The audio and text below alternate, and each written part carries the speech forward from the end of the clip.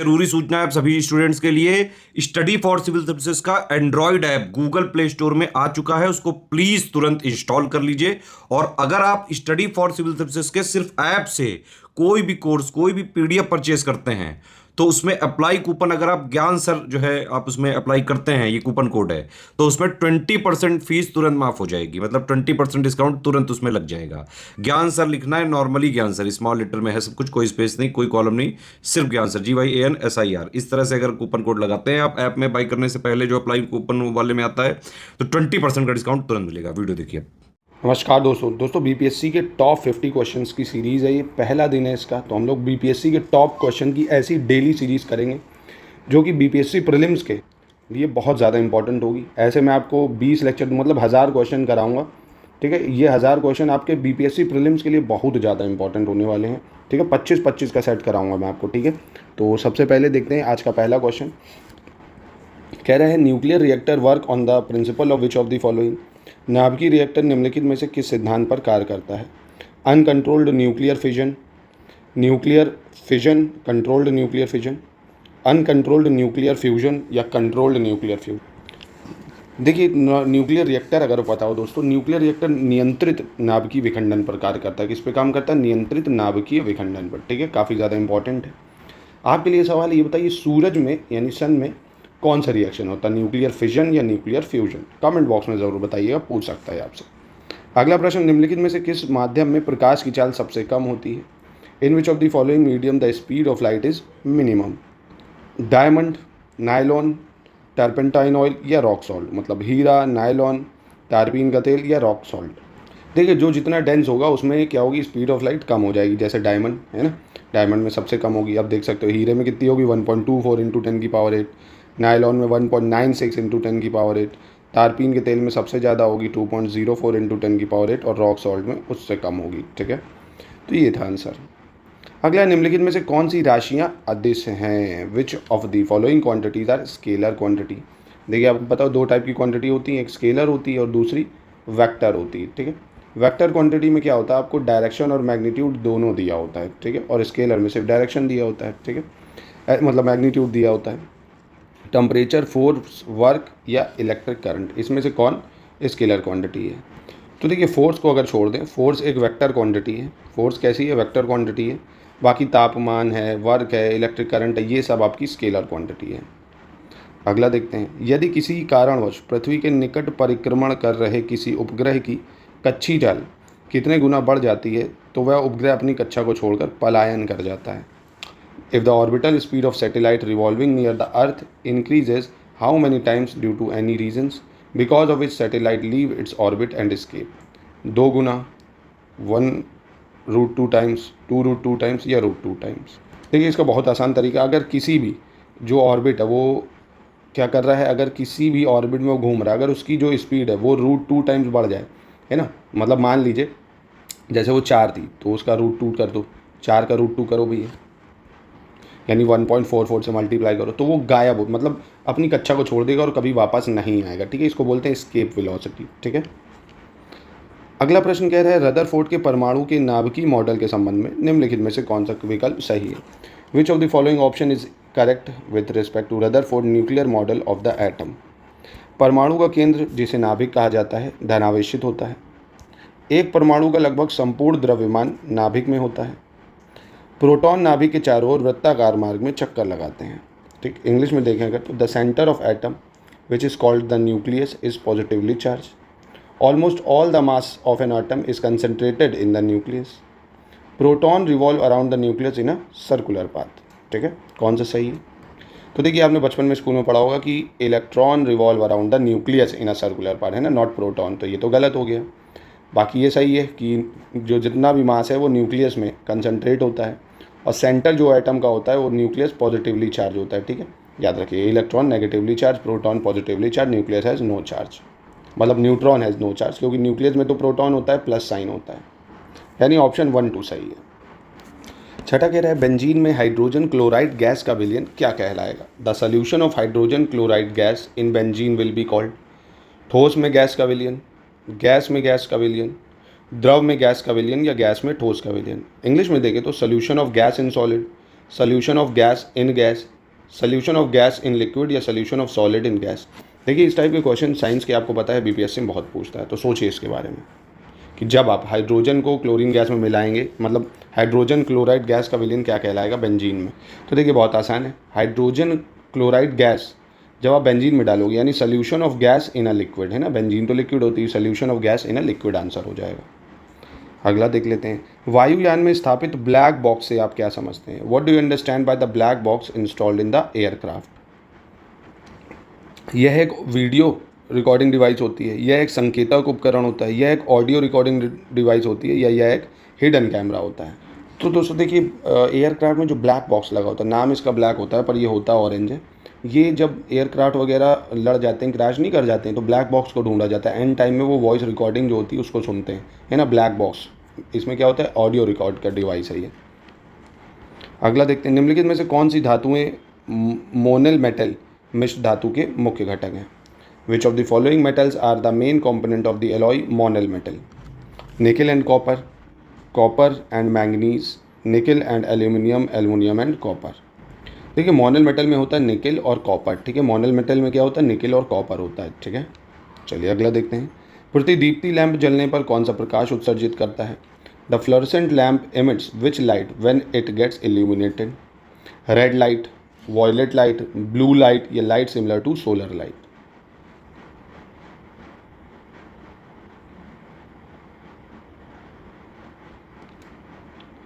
देखिए ये एकदम सोलर लाइट की तरह इमिट करता है। कैसे? सोलर लाइट की तरह।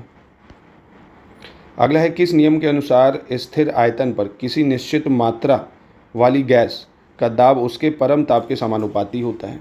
According to which law the pressure of gas of fixed amount at constant volume is directly proportional to its absolute temperature? Charles law, Avogadro law, Gay Lussac's law, या Boyle's law? देखिए ये गे Lussac's law आपने science में 10th में पढ़ा होगा, है ना। तो गे ल्यूकेस लॉ कहता है स्थिर आयतन पर किसी निश्चित मात्रा वाली गैस का जो दाब है उसके परम ताप के समानुपाती होता है, ठीक है। चलिए अगला देखते हैं, परमाणु क्रमांक से आप क्या समझते हैं? What do you understand by atomic number? नाभिक में उपस्थित न्यूट्रॉन की संख्या, नाभिक में उपस्थित प्रोटॉन की संख्या, नाभिक में उपस्थित इलेक्ट्रॉनों की संख्या, या नाभिक में उपस्थित प्रोटॉन और न्यूट्रॉन की संख्या? Number of neutron present in nucleus, number of proton present in nucleus, number of electron present in nucleus, या number of proton neutron present in nucleus? तो देखिए एटॉमिक नंबर का मतलब क्या है? Number of proton present in the nucleus. क्या होता है? Number of proton present in nucleus, ठीक है, यानी इसका बी आंसर हो जाएगा। अगला देखते हैं, कह रहे हैं निम्नलिखित में से कौन सा विकल्प सही है? विच among the following option is correct? Part 1 union and it's territory, part 2 citizenship, part 3 DPSP. कौन सा सही है? तीनों ही सही है दोस्तों। देखिए नहीं, तीनों क्यों सही है? Part 1 union territory, part 2 citizenship, part 3 जो है आपका वो फंडामेंटल राइट है, पार्ट 4 डीपीएसपी में आता है, यानी सिर्फ 1 और 2 सही हो जाएगा, ठीक है, पहला और दूसरा। चलिए अगला देखते हैं, भारत सरकार अधिनियम 1935 द्वारा बिहार और उड़ीसा कब अलग अलग प्रांत बनाए गए थे? When were the Bihar and Orissa become separate province by government of India 1935? 1 Feb 1936, 1 March 1936, 1 April 1936, या 1 May 1936? तो इसके लिए देखिए व्यवस्था करी गई थी 1 अप्रैल 1936 को, ठीक है। उड़ीसा कब अलग बनाया गया था? 1 अप्रैल 1936 को। चलिए नेक्स्ट प्रश्न देखते हैं, कह रहा विच of the following option is correct? निम्नलिखित में से कौन सा विकल्प सही है? जनसंख्या घनत्व की दृष्टि से बिहार का देश में पहला स्थान है, जनसंख्या की दृष्टि से बिहार का देश में तीसरा स्थान है, और गया बिहार राज्य का सबसे गर्म शहर है। इंग्लिश में देखें तो Bihar rank first in the country in terms of population density, Bihar rank third in country in terms of population, और गया is the hottest city in the state of Bihar. तो यहाँ देखिए तीनों स्टेटमेंट बिल्कुल सही हो जाते हैं, कोई भी गलत यहाँ नहीं है। 15 देख लेते हैं, निम्नलिखित में से सही विकल्प का चयन करना है, which statement is correct? Vikramshila Ganga dolphin अभ्यारण्य भागलपुर, परमान डॉल्फिन अभ्यारण्य अररिया, गोगाबिल पक्षी विहार कटिहार, ठीक है। इंग्लिश में देखें तो Vikramshila Gangetic dolphin century Bhagalpur, Parman dolphin century Araria, और गोगाबिल बर्ड सेंचुरी कटिहार। बताइए कौन सा इसमें सही है? तो देखिए तीनों ही यहाँ सही हो जाएंगे, इसमें कोई गलत नहीं है, तीनों बिल्कुल सही हो जाएंगे, ठीक है। याद रखिएगा, पूछ सकता है आपसे बीपीएससी के प्रीलिम्स में। अगला कह रहा है कौन सा कथन गलत है, बताना है, which statement is incorrect? Bihar राष्ट्रभाषा परिषद पटना 1950 में बना, काशी प्रसाद जायसवाल रिसर्च इंस्टीट्यूट पटना 1950 में बना, मिथिला साहित्य संस्कृत विद्यापीठ दरभंगा 1950 और भारतीय नृत्य कला मंदिर पटना 1963। तो दोस्तों यहाँ पे सी गलत है, क्योंकि भारतीय मिथिला साहित्य संस्कृत विद्यापीठ दरभंगा जो है ये 1951 में बनी थी। ठीक है, 1951 में।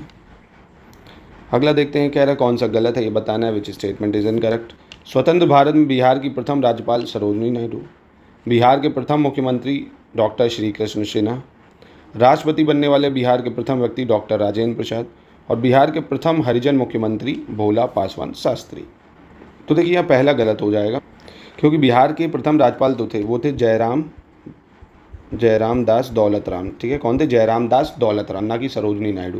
तो पहले गवर्नर जयराम दास दौलत राम, ये गलत हो गया। अगला देखते हैं, कह रहा अंग महाजनपद वर्तमान बिहार राज्य के किन जिलों में फैला हुआ है? In which district of the present Bihar state Anga Mahajanapada was spread? Aurangabad, Begusarai, Munger, Bhagalpur, Buxar, Darbhanga या जमुई खगड़िया। देखिए जो अंग महाजनपद है वो आपका मुंगेर और भागलपुर में। कहाँ पे है? मुंगेर और भागलपुर। ठीक है, चलिए 19 देखते हैं। निम्नलिखित क्रांतिकारियों में से कौन लाहौर और पटना षड्यंत्र मामले के मुखबिर की हत्या में शामिल थे? Which among the following revolutionaries were indulge in the murder of informer of Lahore and Patna conspiracy case? Chandrama Singh, Baikunth Shukla, Khudiram Bose. तो इसमें देखिए एक चंद्रमा सिंह शामिल थे और बैकुंठ शुक्ला शामिल थे। ठीक है, खुदीराम बोस आपको पता, ये मुजफ्फरपुर जो कंस्पायरेसी हुई थी उसमें इनको सजा हुई थी। ठीक है, तो पहला दूसरा इसका सिर्फ सही है, यानी ऑप्शन बी हो जाएगा। क्वेश्चन 20 कह रहा है परमाणु ऊर्जा संयंत्रों में निम्नलिखित में से किन रूपों में भारी जल का उपयोग किया जाता है? Heavy water is used in which of the following forms in the nuclear power plants? Moderator, coolant या फ्यूल? तो बहुत ही आसान था दोस्तों, एक मॉडरेटर और कूलेंट इसके लिए करा जाता है। ठीक है, परमाणु ऊर्जा संयंत्रों में किन रूपों में भारी जल का उपयोग करते हैं? एक तो मॉडरेटर और दूसरा कूलेंट के फॉर्म में। ठीक है, क्योंकि बहुत ज़्यादा हीट होती है इसमें, इसको ठंडा रखने के लिए। चलिए अगला प्रश्न देख लेते हैं। निम्नलिखित में से गलत विकल्प का चयन करना है, विच स्टेटमेंट इज इनकरेक्ट। तीर्थंकराज और उनके प्रतीक के बारे में कौन सा गलत है? जैसे अजीतनाथ, इनका जो प्रतीक था ये गज है यानी हाथी है। संभवनाथ, इनका जो प्रतीक है वो अश्व है यानी घोड़ा है। महावीर स्वामी का सिंह है यानी लॉयन है। और पार्श्वनाथ का मत से ये गलत है। पार्श्वनाथ का जो सिंबल है वो स्नेक है। क्या है? स्नेक या सर्प। ठीक है, स्नेक पार्श्वनाथ का याद रखिएगा। Ajitnath elephant, Sambhavnath horse, Mahavir lion, Parshvanath snake. अगला कह रहा है निम्नलिखित में से सही विकल्प का चयन करना, विच स्टेटमेंट इज करेक्ट। अजात शत्रु का मंत्री वर्षकार राजगृह में महात्मा बुद्ध से मिला था। मगध के सम्राट महापद्मानंद को अपूरो परशुराम के नाम से जाना जाता है। और तीसरा, उदयभद्र पाटलिपुत्र का संस्थापक था। इंग्लिश में देखें तो Ajatashatru minister Varshakar met Mahatma Buddha in Rajgriha. Emperor Mahapadmanand of Magadh is known as Apara Parashurama. और Udayabhadra was the founder of Pataliputra. तो देखिए इसका तीनों ही सही हो जाएगा, क्योंकि उदयभद्र उदयन ये एक ही थे। उदयन ने ही पाटलिपुत्र की स्थापना करी थी। ठीक है, और अजात शत्रु का जो मिनिस्टर था वो कौन? राजगृह में महात्मा बुद्ध से मिला था, वर्षकार। तो ये तीनों ही बिल्कुल सही स्टेटमेंट हो जाएंगे। ठीक है, चलिए नेक्स्ट प्रश्न देखते हैं, कौन सा विकल्प गलत है आपको ये बताना है, विच स्टेटमेंट इज इनकरेक्ट। राजवंश और उसके संस्थापक से रिलेटेड। हर्यक डायनेस्टी संस्थापक बिंदुसार। कर्णवंश वासुदेव। सातवाहना शिमुका और वक्तका विंध्य शक्ति। कौन सा गलत है? देखिए पहले ही गलत हो गया, क्योंकि हर्यक वंश का जो संस्थापक था वो बिंदुसार थोड़ी था, बिंबिसार था। कौन था? बिंबिसार। ठीक है, तो ये गलत हो जाता है। हर्यक डायनेस्टी का फाउंडर कौन था? बिंबिसार, ना कि बिंदुसार। चलिए अगला देखते हैं। अगर निम्नलिखित में से किसने कर्नाटक के हासन जिले के श्रवणबेलगोला में गोमतेश्वर की विशाल मूर्ति स्थापित की थी? Who among the following had got a huge statue of Gomateshwara installed at Shravanabelagola in the Hassan district of Karnataka? Kumarapala प्रथम, सिम्हाविष्णु, चामुंडराय या अमोघवर्ष फर्स्ट? तो देखिए कर्नाटक के हासन जिले के जो श्रवणबेलगोला में गोमतेश्वर की विशाल मूर्ति ये स्थापित कराई थी चामुंडराय ने। किसने? चामुंडराय। ऑप्शन सी हो जाएगा इसका। 25 देखते हैं। निम्नलिखित में से कौन दिल्ली सल्तनत का पहला सुल्तान था जिसने पेंशन विभाग दीन इस्तिहाक की स्थापना की थी? कौन सी? दीन इस्तिहाक, जो कि एक पेंशन विभाग था। फिरोज शाह तुगलक, मोहम्मद बिन तुगलक, गयासुद्दीन बलबन या शेरशाह सूरी? तो बहुत ही आसान है दोस्तों, हिस्ट्री में आपने पढ़ा होगा, ये सब स्थापना करी थी फिरोज शाह तुगलक ने। ठीक है, दीवान इस्तिहाक की स्थापना किसने करी थी? फिरोज शाह तुगलक ने। तो ये था दोस्तों आज का 25 क्वेश्चन। ऐसे ही मैं आपको daily day wise series 25 question की डेली मिक्स करा रहा हूँ, पूरी जीएस की कराऊंगा। ठीक है, जिसमें सारे जो भी बीपीएससी में प्रीलिम्स में आते हैं टॉपिक कंप्लीट उसकी जीएस होगी। डेली 25 ही करा रहा हूँ, आप आराम से इसको रिवीजन करिए। 1000 क्वेश्चन कराऊंगा, आप देखिएगा उससे काफ़ी ज़्यादा आपको देखने को मिलेंगे। आपकी प्रैक्टिस के लिए बहुत अच्छा है ये। बाकी पेड ग्रुप आप हमारे ज्वाइन करके बीपीएससी की complete preparation, answer writing, test series एक ही जगह पे आप कंप्लीट बीपीएससी के पेड ग्रुप का मज़ा ले सकते हो। एकदम एक्सक्लूसिव वीडियोज़ मिलेंगे, स्टडी मटेरियल मिलेगा। सिलेक्शन के लिए जितना ज़रूरी है पूरी स्ट्रैटेजी आपको बताई जाएगी। अगर आपने उस हिसाब से पढ़ लिया तो आप आराम से कट ऑफ को क्लियर कर सकते हैं।